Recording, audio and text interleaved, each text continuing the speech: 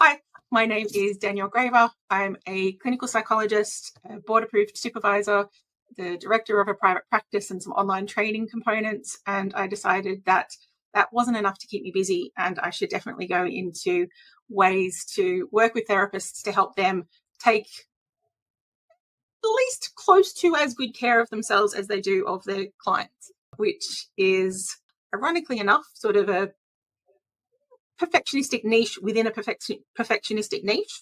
And it became very apparent that I wasn't the only one who had previously not been taking particularly good care of myself as a therapist. And the elusive work-life balance just was much more elusive even than I realized. And helping other therapists to realize that before they got to crisis point and hit rock bottom became a really, really big passion of mine. And it's been really lovely to connect with these other wonderful women also working in this space to address a topic that I think makes most of us feel really uncomfortable, that we don't want to look at, but we really, really, really need to. So that was when I developed my program, and then it's been really awesome seeing that there are more and more people talking about this in this space. And I thought it would be really cool to hear from 3 different people about their experience, what led them to this work, and how they approach this work. Because we all have slightly different bents. Like, we all kind of have the same overarching goal, but we all come at it in slightly different ways, which I think is really cool. It's just like anything else. No one's a perfect fit for everyone. And hopefully what one of us says will resonate with you and help you think about some of this stuff in a different way. That would be my main goal for today. So we're going in box order. So Dr. Monique Nesa, over to you. Beautiful. Thanks, Danielle. Like you, I'm a clinical psychologist and board-approved supervisor, and I run my own private practice out of the offices at Parkside Psychology Perth, which I absolutely love and had lots of fun setting that up. Yeah. And I have been working in this area for a little while now, and what drew me to it was my own experiences, but also my supervisees' experiences, and getting more and more clients who were psychologists that were experiencing burnout. And it dawned on me that actually, we were never really taught how to take care of ourselves, particularly in the consultation room. I was only ever taught about macro self-care, the real basics, like make sure you get enough sleep and you exercise and you see friends and you do hobbies. But that was it. And so as life got a little bit trickier, I realized that was not enough. And I started having a look and researching around. And my supervisees and my clients were really benefiting from this. And so I thought it would be helpful to share. And certainly a lot of people find it difficult to say that they're not going okay, because as psychologists, we tend to have that self-sacrifice pattern and we're so focused on everyone else's needs. Most of us have been doing that for the majority of our lives. And so it's really uncomfortable to shift. Yeah, I think there's still a lot of stigma and shame, like in early programs that I ran of this. I was referring to it as the integrative self-care approach. And one of the things that I found incredibly fascinating, but just makes so much sense, is that burnout as a clinical descriptor has been around since ancient Greece, when it was actually classed as one of the 8 deadly sins. Like, there was a whole other, it was a whole other deadly sin. It was called acedia. And it was considered a moral failing of a carer. Oh, wow. Oh, my goodness. And I didn't know that. I did not know that until I really started doing this deep dive research. And then suddenly I read that and I'm like, oh, that makes sense. Yeah, okay, I see where. I think I'm not sure how many people consciously are aware of that, but that's the feeling that I get a lot. There's a lot of shame around it. Yeah. Oh, beautiful. Thank you, Monique. And Poh, over to you.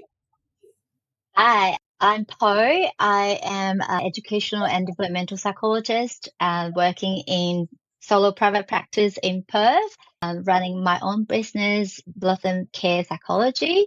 And I'm also a board-approved supervisor. And so a few years ago, I was in I didn't know that I was in burnout. I think I was what you described as the person who didn't know that they were in burnout. But a few years ago, my parents passed away, and I was so like one after another.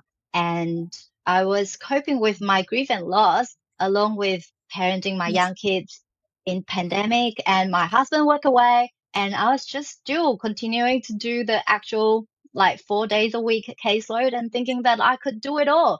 And perhaps I just didn't try hard enough. And I think like being Asian and immigrant and from Malaysia to Australia, there are a lot of what I call the good therapist spells that really get me stuck, like the perfectionist and sick thinking and the self-sacrificing ideas and just wanting to please everyone. So not only in the therapy world, I was like that, but also in my personal life, I was like, trying to be that superwoman that do a lot of things. And then I realized that, gosh, I actually couldn't do it all. And I started to, I think like I just started to feel really not confident anymore. And I was in a slope where I think it's starting to affect my physical health as well. So when I started doing my own stuff, and then I realized that I really needed to connect more with like, what's important to myself. And I guess like based on my personal journey, then I started working with therapists to talk a little bit more about reconnecting back to their own soul purpose. I feel like perhaps like it is more of a soul depletion that I felt more, um, that I was kind of like taking more of a spiritual approach in like incorporating the Buddhism aspects in my self-care, that I started to see a little bit more of a different me and feel more connected in myself and starting to set boundaries and whatnot. That led to me feeling more, I guess, more aligned and more energetic in my being. And so I wanted to share with other people. That's my Yes. little Yeah. story. That makes so much sense. And I think there's already, I mean, we're just getting to know each other as Yeah. well, other than just, seeing each other's posts online and going like, oh, that looks good, and that's nice. I get that. But it's amazing how similar our stories have been in Yeah. a lot of ways. And because and we were seeing that same thing with so many of our supervisees and with colleagues and things like that.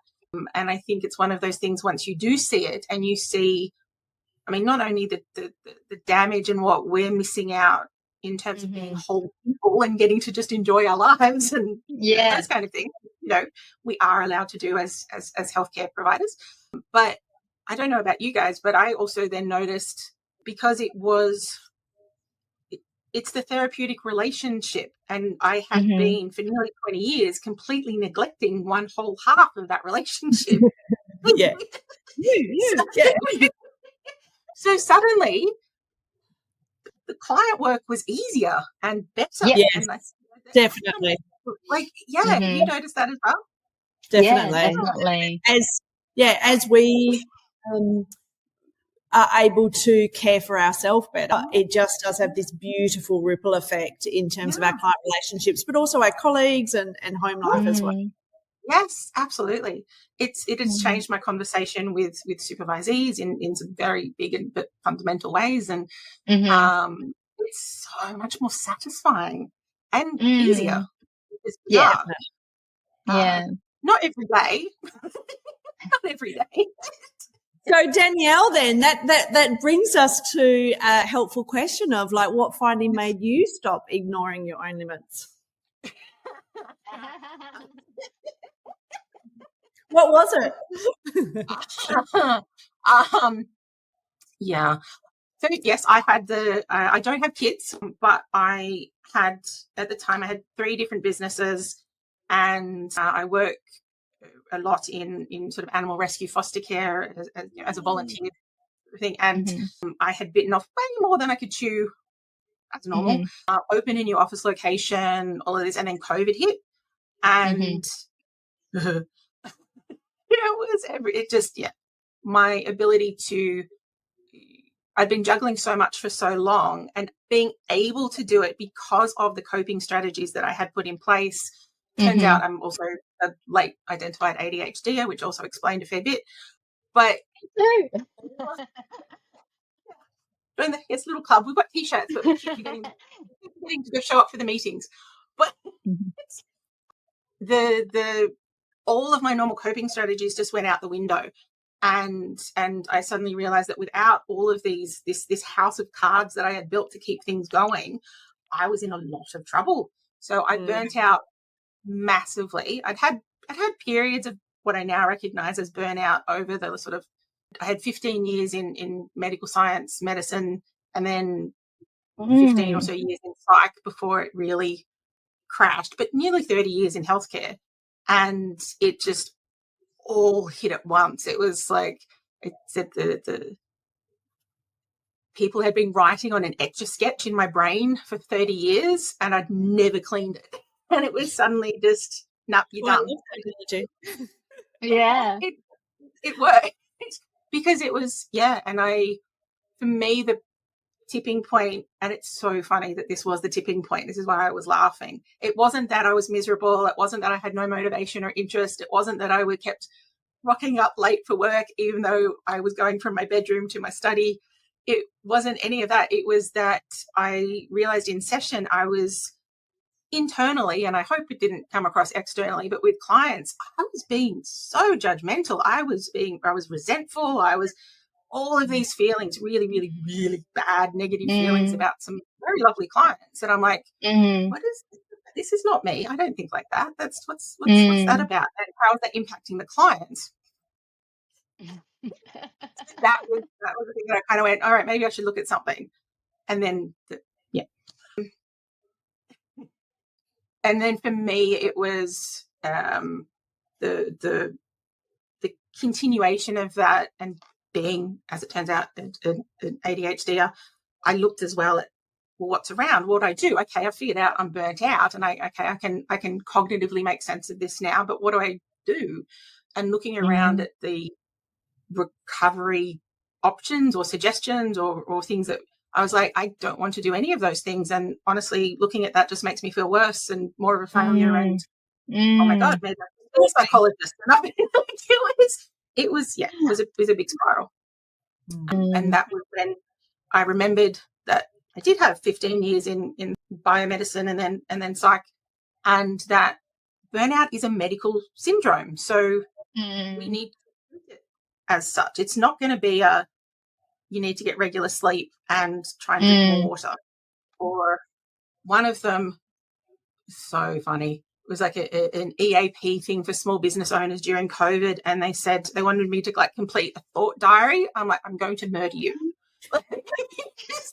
I'm bawling my eyes out. I've got no time for anything. I can't do anything. I can't do this. Fill out, really? You want me to? Yeah. So I nearly spilled.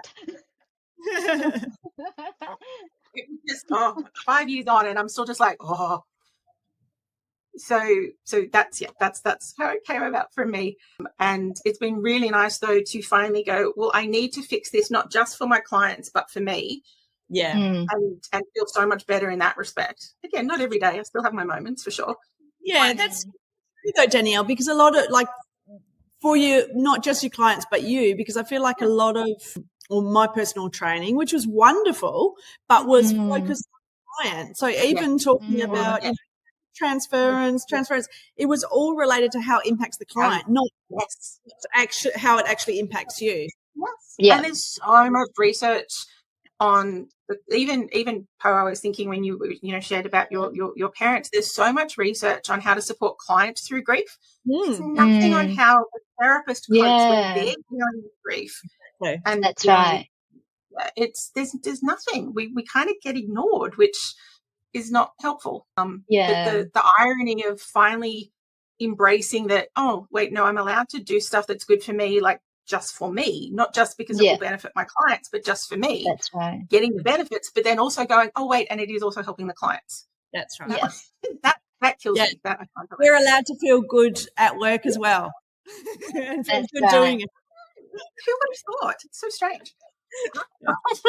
What about for you, Monique? What was your okay, I should probably look at this. Yeah, when I also had, as my kids got older and I got a little bit older, there was more and more external, and the way that I would put it is my body was literally screaming at me. Yeah. Like, saying stop, but I was still, pushing on a bit like Poh. Yeah, maybe I'm just not doing it right. I need to work harder. But then I got a number of medical diagnoses on top of each other, and the core of each of those was stress related. Sure. And I was like, I don't think I feel stress. But anyway, I decided that it might be a good time to see a psychologist myself, given this, actually I should listen to this. And that was just immensely helpful. And I kind of wish that it was compulsory part of our training. And then as I was working with clients, I could still feel that exhaustion. And then I started to shift perspective and ask myself, would I want my own psychologist to feel like this across the room from me? And I was like, no, I would want so much more for her. And then so I started using that. What would I want feeling like this? And so it's kind of like that compassionate friend stance. And so then I thought, if she was feeling like this, I would want her to do X, Y, and Z. And so that just opens up a little bit of permission for myself. Yeah. And that did finally make me stop and be honest, because I thought, I wouldn't want my clients to know this is how I'm feeling, because it probably wouldn't feel good for them. They would want more for me as well. That's a really good point. Yeah, really, really good point. Because I think, my chronic health stuff was around for a long, long time, and the burnout and all that definitely exacerbated it, and I'm kind of stuck with it all now. But it means that I've had to have conversations, especially with some longer term clients and things of different accommodations and such. And from when I have to start having those conversations 5 or so years ago to now, the way I have those conversations, and that a big part of that has been seeing that, they do also want what's best for you, because again, they think they're in a two-way relationship. different responsibility. Yeah, and you can feel that energy, can't you? If the person across from you is feeling okay or not, you can definitely pick up on That's it. right. Yeah. And they if there's that they do care that you're doing well, and they want you to do well, and it's and I think that lived experience of recognizing something is not okay, and like we need to do something about this, and then that whole experience, sometimes I use that as a way to talk about with my clients about how we can actually have that self-trust, and recognizing what we need in ourselves, and then that actually helps them to recognize that Poh is doing that, and I can do that too. Yeah, it's great. That it's uncomfortable. Uncomfortable. It's difficult, and it's not perfect, and you go backwards. And I remember one client, it's happened a few times in various scenarios, but one in particular I'd been working with probably for a couple of years, and I do a lot of long-term trauma work with this, so I tend to see people for a while. And this client that I had, it had been a couple of years at least, and it had never been relevant to disclose or whatever before, but I said something or other in this session about something in my own therapy or something. Yeah. And she looked like I just slapped her. She's like, "What do you seen a therapist?" I'm like, yeah. What? But you seem fine. I'm like, well, so don't you kind of know all of this? Like, why would you have problems with this? And it was such an interesting conversation. It had never really occurred to me before that so many of our clients just assume you've got this. You know it really you know it all. Pattern, doesn't it? You're superhuman. Yeah. But how much is that? Because we project that to a certain extent sometimes, because we have to, because you can't. Yeah, you do need to have boundaries around that, obviously. But I think it just speaks to as well how internalized that belief is in the population in general, that, if you know this stuff, then it's not hard for you. And those clients then do that. But I get this. I know this. Why can't I change it? I think us being able to talk like this is really, really helpful to go, this is why, because it's hard. Yeah. Yeah. That insight is not sufficient for change. Necessary, but not Yeah. sufficient. No, Yeah. exactly. What was it for you, Poh? I guess, not. yeah, I guess I'd like briefly touch on that like earlier, but like I think it was until a point where I couldn't really ignore anymore, where like I was really my iron deficiency was really severe, and I keep delaying the medical appointments, and like, there's just no time for myself, right? Yeah. So I kept delaying and kept delaying until I couldn't anymore. And it was just really tiring the whole time. And I thought it was just me, like I couldn't do it well. And I guess that shame and stigma that you guys were talking about, it was really deeply ingrained in me. And I feel like, that's what is expected of me, and I can't do it. And maybe I was just not fit for this. And I think there was a lot of these narrative in me that, like in the supervision and also like in other, whether it is the healing sessions that I've done, it was about, bringing that mirror back to myself and then like check in with myself that, okay, I really can't not look at this anymore. So that's why the inner work that actually brought about the change, and to put the words in and actually see and read more about burnout and what it means, and like, what are some of the things that like that were driving all of these.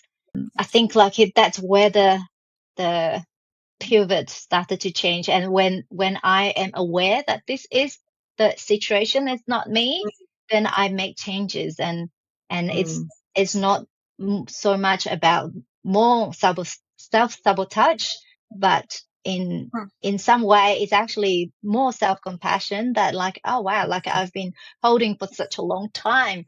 And yeah. And doing it probably very, very well. That's the important part as well. Like, we often, part of the problem is, I think there's a self-selection process. People with those self-sacrificing perfectionistic tendencies are attracted to become therapists because it's encouraged in the training, in the types of work, in the a lot of the systems that we work within would not work at all if we weren't overly perfectionistic and self-sacrificing. Because they wouldn't hold up anymore. So it makes us feel like I'm in the right place, and I can see all of these other people doing it, so why can't I? But yeah, because and I think that's important. That mask, everyone's saying, I'm okay, I'm fine. So like what Ray's saying is, when you think it's just you, it's so much harder, isn't it? But when you realise it's not just it's you, not, it's not. Yeah. And I think I think that like that perpetual like cycle of like, isolation, like when we're burnt out, we tend to withdraw from our colleagues, and or when we just kind of like, I think that isolation, that like I'm the only one feeling like this. And I think these few years there's more people like you guys are like me, and like we're talking a little bit more about burnout. But before that, I have never really, heard a lot of people talking about burnout, and no one talk about them. And like, we would just like suffer in silence by ourselves, sitting in a corner crying. I freaked out. I really freaked out. I say it's like, it was like my coming out, not the same, obviously, but it felt like such a good. I have like a Facebook group of a community of other therapists that I've been at the facilitating for 6 years or so now. And there's at the time, I think there was maybe a couple of thousand people in there, and I realized that as I was going through this, part of my values thing was, I thought this was just me for so long. There was so much in this that I didn't recognize. And the whole point of this group is supposed to be about supporting therapists. I need to talk about this, but I'm going to blow up my entire career, and no one will ever listen to me again, and no one will ever refer to me again. And it was, because this would have been mid 2020, but I realized as I was having this complete freak out, like, this is going to be bad that part of the reason I was so scared was because I had never heard anyone actually talk about being burnt out and what that looked like or felt like. I would agree with you. Yeah. Mine was around a similar time, and I had started saying to my colleagues, like, what do you do? Actually, I'm getting quite exhausted and these things are happening. And they're like, what do you mean? What do I do? Like, it was kind of like questions. And then that made me think, well, it is just me. It's just me. I'm doing something really wrong here. Like, yeah. And but they were probably just at the same stage as me, as like not actually being aware how much it was impacting. Quite got to that, yeah. And the whole, I mean, so nefarious because it is a medical syndrome. There are neurological changes that go along in burnout that literally make it harder to perceive the burnout. It's horrible. So what have you guys found has been, I think one of the most dangerous myths that I encountered in that process was the myth that if you care about your clients and you like your job, you won't burn out because it's rewarding. And I believed that. So part of my shame was if I've burnt out, obviously it means that I don't care about my clients anymore. Plus I was having that horribly resentful thoughts about them.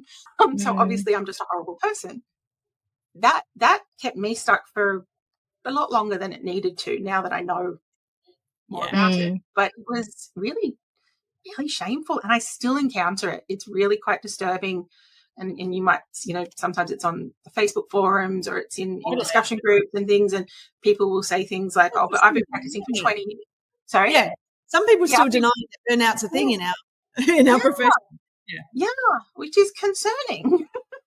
And if you don't think you have experienced burnout or you actually haven't, great, awesome, fantastic. But it doesn't mean it's not a thing. And it doesn't mean that it's moral failing. So true that is something that you hear a lot. Yeah, if you really love the work that you do, it should feel like easeful. Is that the right word? It does. No, it's a lot more complex than that.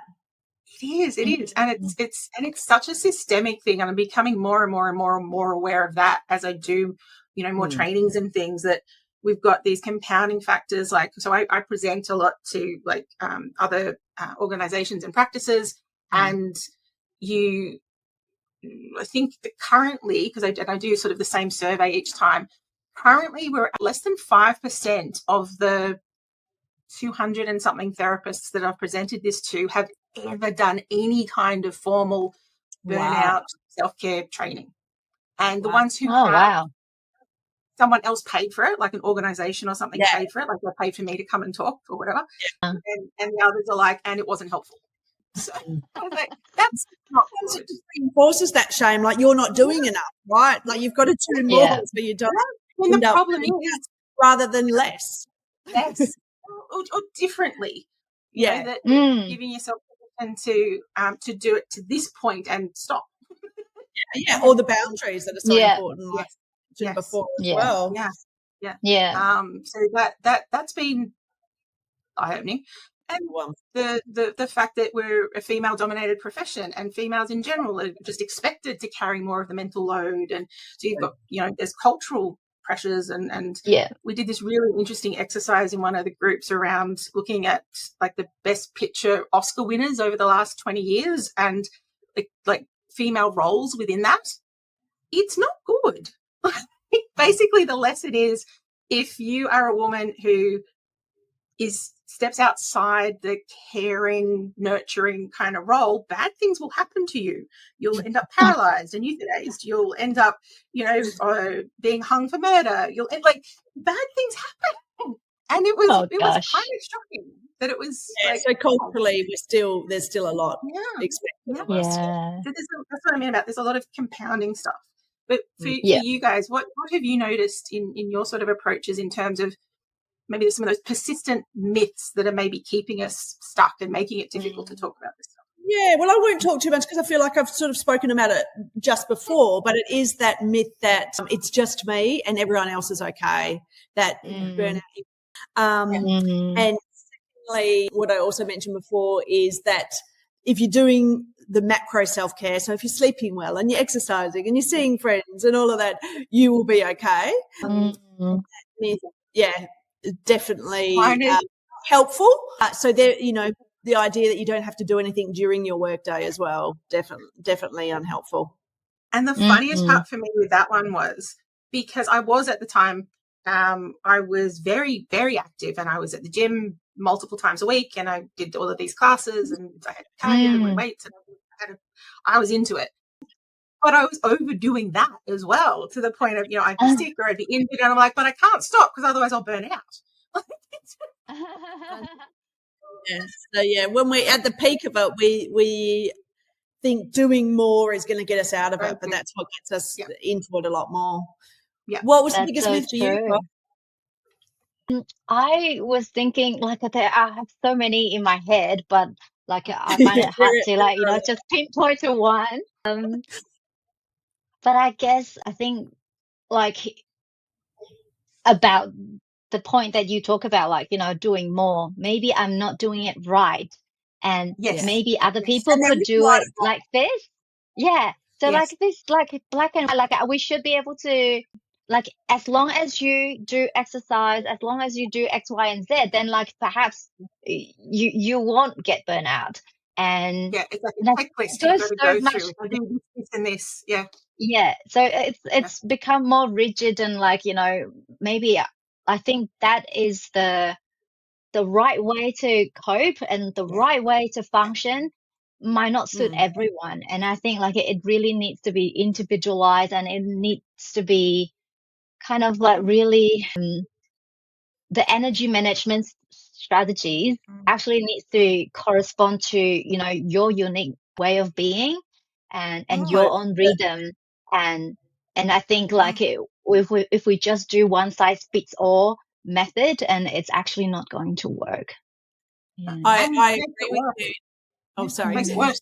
Sorry, makes it worse. Sorry, not worse. Yeah. Yeah. Sorry, That's right. Yeah, I totally agree with that it needs to suit where we're at that time. And we also need to know that it's flexible for ourselves over time. Yes. And day to day.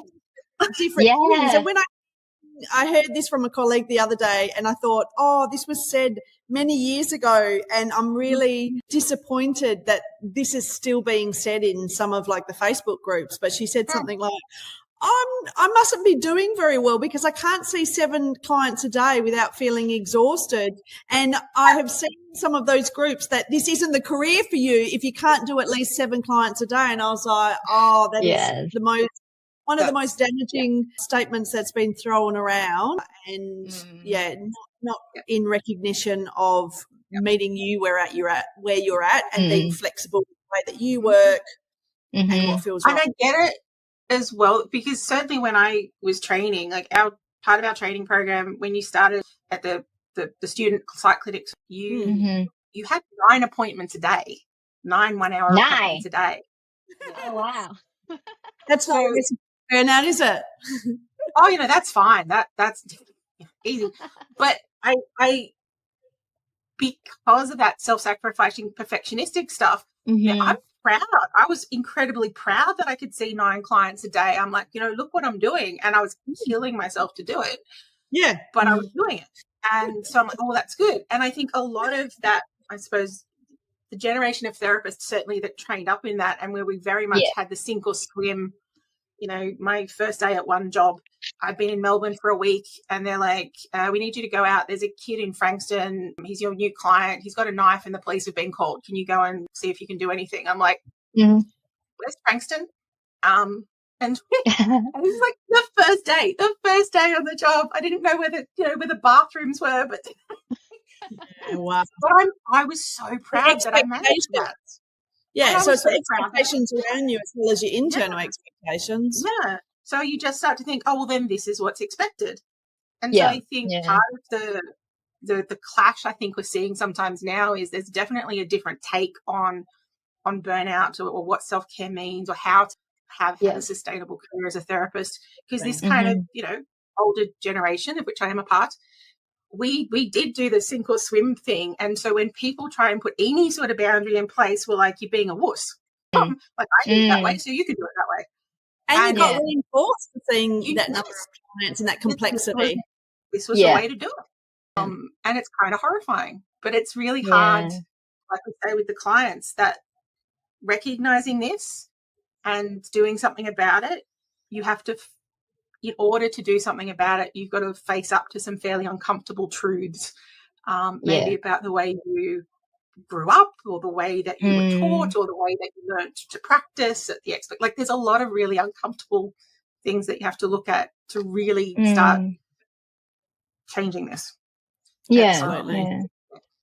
And I get why you don't want to, because it's not terribly fun sometimes, but Sometimes it's hard to look at all of these internalized ableism stuff, isn't it? Like we should be able to do this, and a successful therapist should be able to see X, Y, and Z, like a client, and it is uncomfortable to reflect within ourselves, and where does it come from, and like these cultural conditioning come from. Yeah, and to be honest with yourself and other people around that, I think is really tricky. Gotcha. Definitely. So I suppose, because I'm just conscious of the time, and we should finish it. But do you guys want to finish up on what's your one takeaway or your one message to other therapists, or like any final thoughts? Okay, maybe just do the final thought. Yeah, that's what I'm thinking. Because what is it? I mean, this topic we could definitely talk about for hours, I'm sure, and we probably will down the track. So if this has been interesting to you, let us know, and I'm sure there'll be a part 2 and a part 3 and several other parts to come. I was kind of thinking in terms of, as a final thought, as a final takeaway, I just would invite you as a therapist to ask yourself just one very, very, very, very, very basic question and be curious about the response. So when you are working with a client or a supervisee, or you're in a role and things are going well and the client's doing well, for example, who do you assign the praise to? Who gets the achievement points for that? Do you say, we've done some nice work together? Or do you say, the client's worked really hard on this? I was happy to help, but it was the client who made the change. Or do you say, no, it was all me? Yes, if they hadn't referred me, that would never have changed. I know the answer to this question, so don't lie. Might be a few people who answer it the second way, but it's not many. Versus when a client is struggling, who gets the responsibility points for that one? So if a client is struggling, how much is, what am I not doing right? Is that your default? Or is it, what's going on in the relationship here? What can we look at? And I think if you ask yourself that question very honestly and look for the default, not what you can cognitively later intellectualize and justify and all the rest of it, your default response, if you've got an external locus of control for the good stuff, anything good that happens to me is luck, or just random, anything bad that happens is my fault, then you should probably follow wherever you've found this video, like it, save it, keep watching this content, because I think you will really benefit from some of the stuff that we'll be talking about. That would be my final thought. So, Monique? Definitely. I love that. So one thing to share would be to consider prioritizing yourself just as much as your client, if not a bit more. No, not more. Which might feel pretty uncomfortable. And then my question to you would be to consider, what's one small thing you can do to take care of yourself right now? So it could be while you're watching this video, or it could be as soon as you finish watching it, what's one small thing that you can do? Because often we think of these really huge things like, I'm going to take the day off and go on a day spa, or I'm going to go on this awesome trip to Bali. Nah, we need it to be matched to where we're at right now, and something that's really palatable and doesn't take up more of your energy and your cognitive process to plan.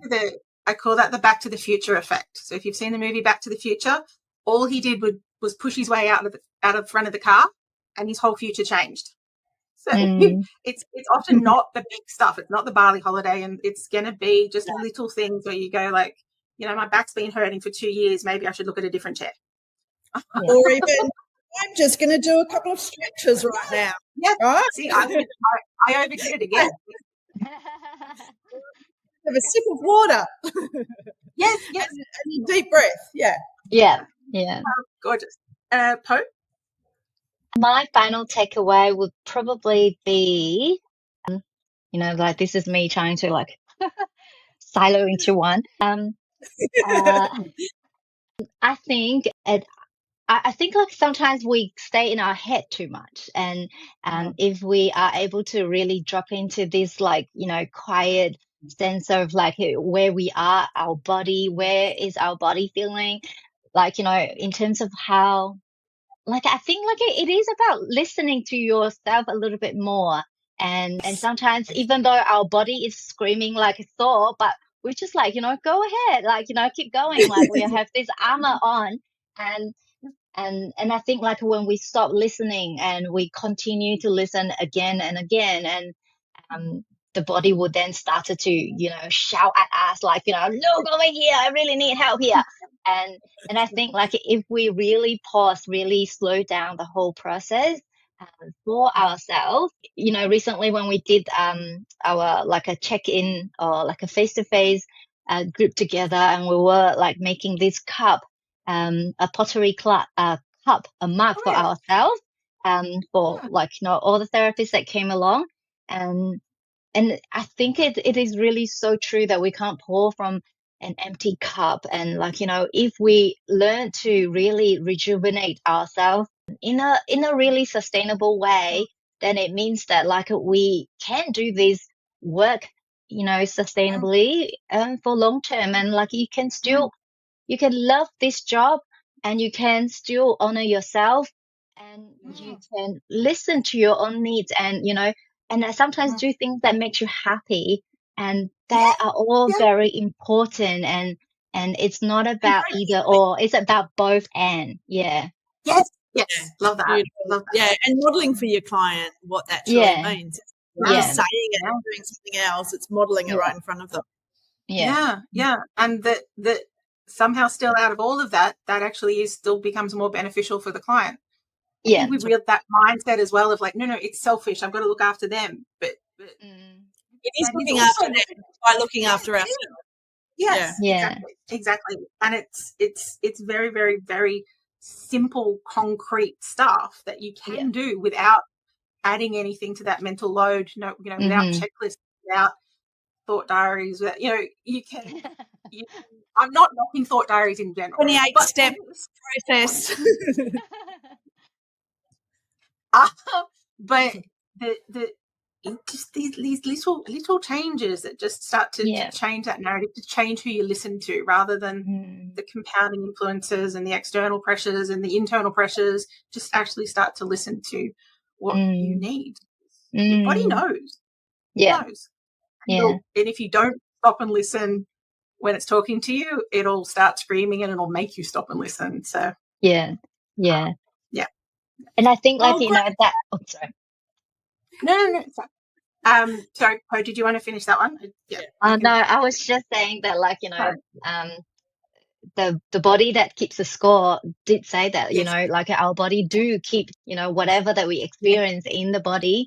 And if you think about like as therapists, we listen to so many traumatic stories, and all of that too, like we're not an iron person, like we're not a robot, and we do like absorb in all of those energy, and if we're not really learning how to discharge them or like release them, it will stay in the body, and it will be sore, and it will be crying for help. That co-regulation is exhausting. It's exhausting.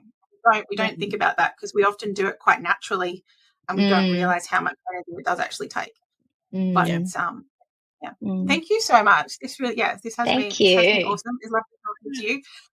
And I'll be putting your details in, and people can get in touch and see how you approach this kind of work, and follow along. You've all got your channels and things, and because it is about being flexible, what suits you, isn't it, at different stages.